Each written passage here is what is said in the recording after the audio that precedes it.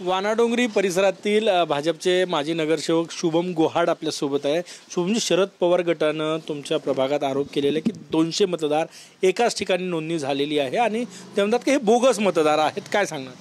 खरं तर आपण या ठिकाणी या सर्व आरोपांना मी स्पष्टपणे फेटाळून सांगतो की आपण या ठिकाणी ग्राउंड रियालिटी चेक केली असता प्रत्येक घर आणि प्रत्येक मतदार आपल्याला जागेवरती मिळालेला आहे। फक्त त्यामध्ये मालमत्ता क्रमांक हा टाकून चुकलेला आहे आणि ही ते प्रशासकीय बाब आहे आणि सध्या मतदार यादी अंतिम प्रसिद्ध झालेली नाही, ही प्रारूप यादी आहे। तर प्रारूप यादीमध्ये करेक्शन होऊ शकते। नगर परिषद वानाडोंगरीला आमचं आव्हान आहे की नगर परिषदेने त्याचा मालमत्ता क्रमांक सुधारित करावा। एक घर क्रमांक 1 मध्ये 200 मतदार दाखवले, ते या परिसरात राहतात असं तुम्ही म्हणताय? हो, 100% या ठिकाणी राहतात। आपण प्रत्येक घराची आपल्याला ओळख आहे, त्या ठिकाणी आपण लोक बघितलेले आहेत।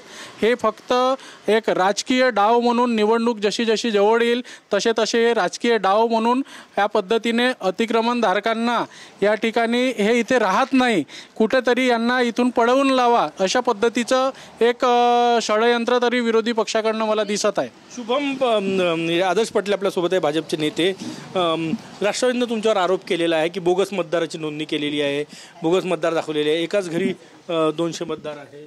खरं म्हणजे मी या ठिकाणी सांगू इच्छितो की जशी जशी निवडणूक जवळ येते काँग्रेस आणि राष्ट्रवादीच्या कार्यकर्त्यांना एक विनंतीसुद्धा आहे की जेव्हा शासन आपल्याला वेळ देते की बा या वेळेवर आपण या गोष्टी सुधारवू शकतो, आपण काही सुधारवत नाही, अभ्यास करत नाही आणि निवडणूक जवळ आली की फक्त आणि फक्त भारतीय जनता पार्टीवर राजकीय आरोप करायचे। आता यांनी म्हटलं, तुम्ही जसं म्हटलं की एकाच घरी म्हणजे घर क्रमांक 1 वर 200 मतदार आहे। आता माझ्यासोबत हे टेलर आमचे कावडे म्हणून आहे, मागील 25 वर्षापासून यांचं वास्तव्य या ठिकाणी आहे आणि यांचा जर आपण ॲड्रेस पाहिला तर यांचा ॲड्रेस इथे घर क्रमांक 1734 या पद्धतीने ह्या कावडेजींचा आहे आणि मतदार यादीमध्ये यांचा मुलगा म्हणजे कावडे गौरव महेश आणि कावडे गीतिका महेश यांची बायकोही आहे, हे स्वतः आहे, यांचा मुलगा आहे, यांची मुलगी आहे, 4-5 मतदार यांच्या घरी आहे। इथे जर तुम्ही पाहिला तर यांचा घर क्रमांक 1 दाखवत आहे। या पद्धतीनं कुठेतरी शासकीय बाबीमध्ये चुकी झालेली आहे, पण काँग्रेस आणि राष्ट्रवादीचे लोक अभ्यास न करता फक्त आणि फक्त राजकीय आरोप करण्याचा या ठिकाणी काम करत आहे। 200 जे राष्ट्रवादीने आरोप केला बोगस मतदार आहेत, ते 200 याच परिसरात राहत आहेत। 200 ही लोक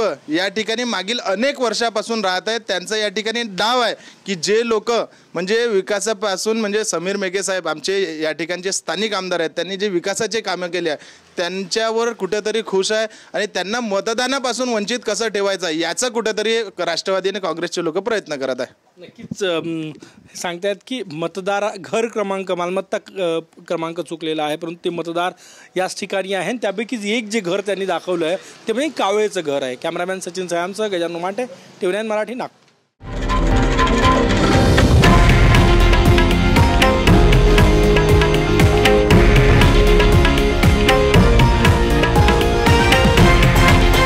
हे आहे देशातील नंबर 1 न्यूज नेटवर्क आणि आपण पाहत आहात TV9 मराठी, एकमेव।